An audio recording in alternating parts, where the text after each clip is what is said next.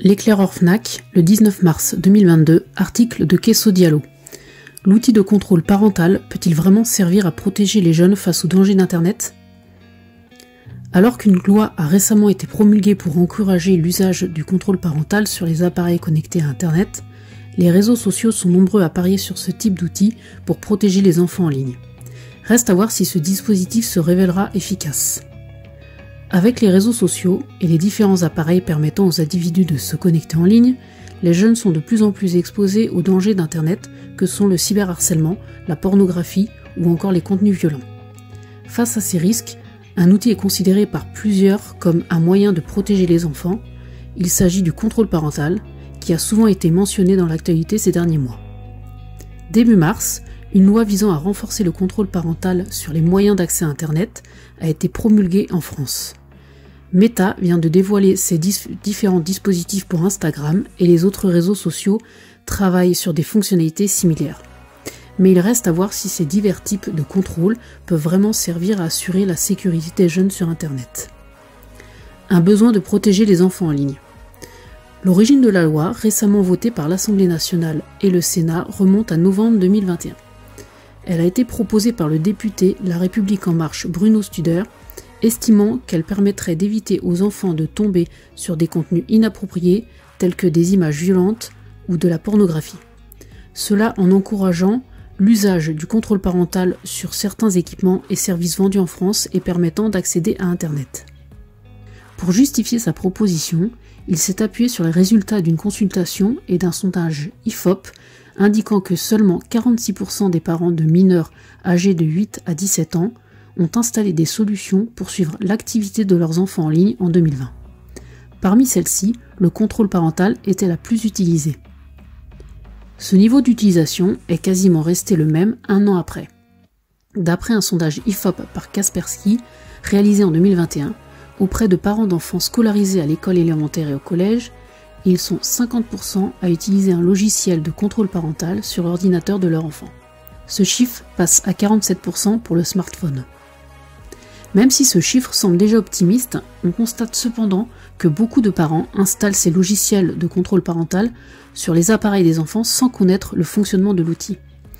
Ils ne regardent que rarement les rapports d'activité et beaucoup d'adolescents parviennent à contourner les restrictions.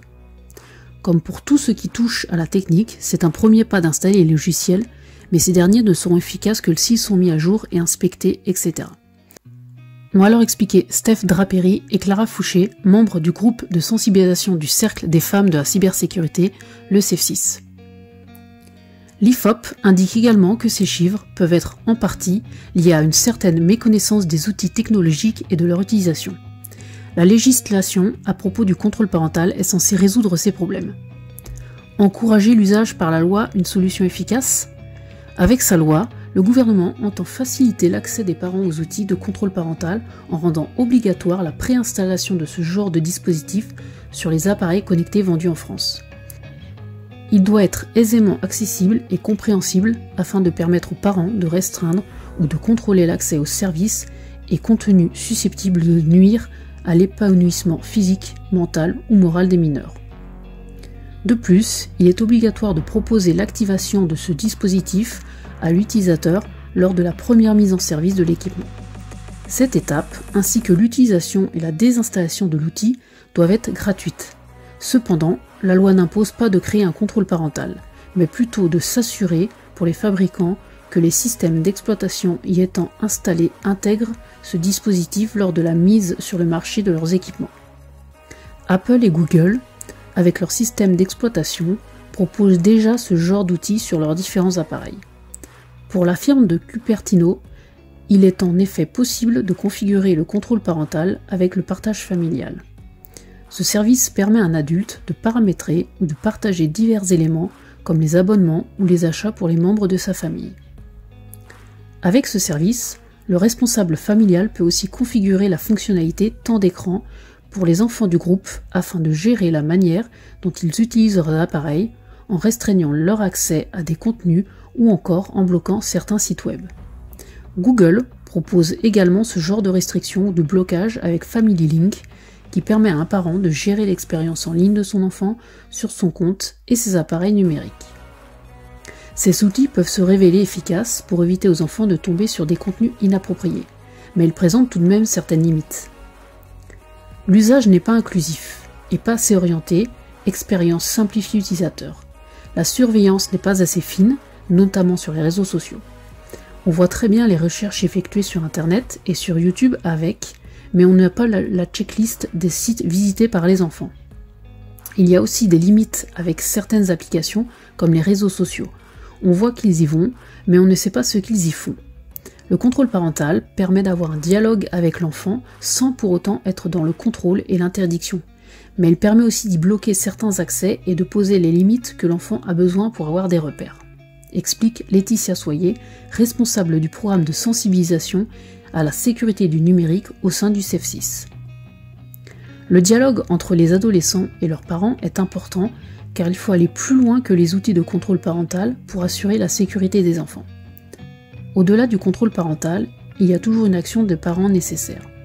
Ce n'est pas parce qu'il y a un contrôle que l'enfant est en sécurité pour autant. Si vous géolocalisez votre enfant, qu'il soit à X endroit ou dans la camionnette d'une personne malveillante, vous ne saurez pas forcément qu'il est en danger. C'est donc aussi une question de confiance et de communication avec l'enfant, car c'est quand même espionner son enfant et nuire à son intimité.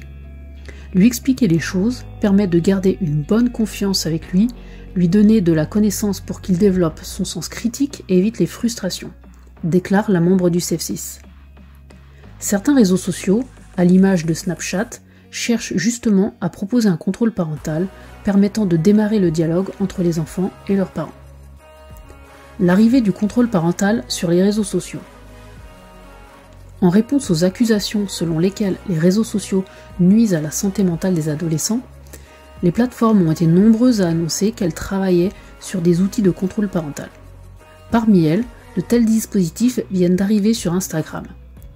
Ils permettent entre autres aux parents et aux tuteurs de voir le temps passé par les adolescents sur l'application et d'être informés si leurs enfants signalent une personne. Autrement dit, ce sont surtout des outils qui vont servir à surveiller l'activité des jeunes sur Instagram et pas forcément aider à initier un dialogue entre les jeunes et les parents.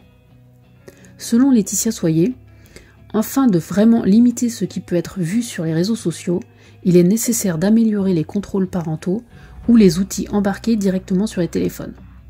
Je pense que la notion de contrôle parental doit être cumulative. Ces outils contrôlent tout le temps, mais le souci de sécurité n'est pas dans la notion de temps. Il est dans la notion de paramètres de ces accès et des informations personnelles diffusées sur Internet. De mon côté, on cherche à avoir un regard plus fin sur la navigation sur les réseaux sociaux et à pouvoir bloquer les navigations ou les comptes qui doivent l'être, a-t-elle déclaré. De plus, même si les enfants ont la possibilité de signaler une personne sur ces applications, ils n'ont pas pour habitude de le faire.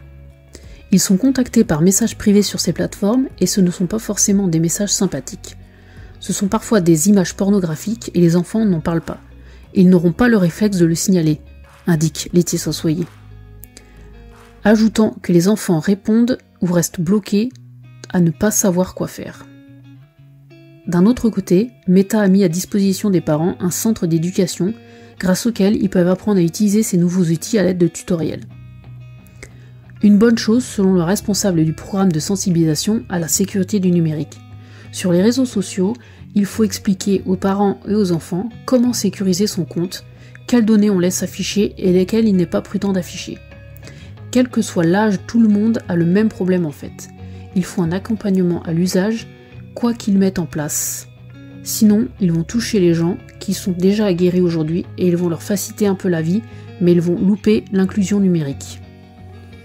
Reste désormais à savoir comment les grandes plateformes, soit TikTok, YouTube et Snapchat, prévoient de protéger les jeunes avec leurs outils de contrôle parental.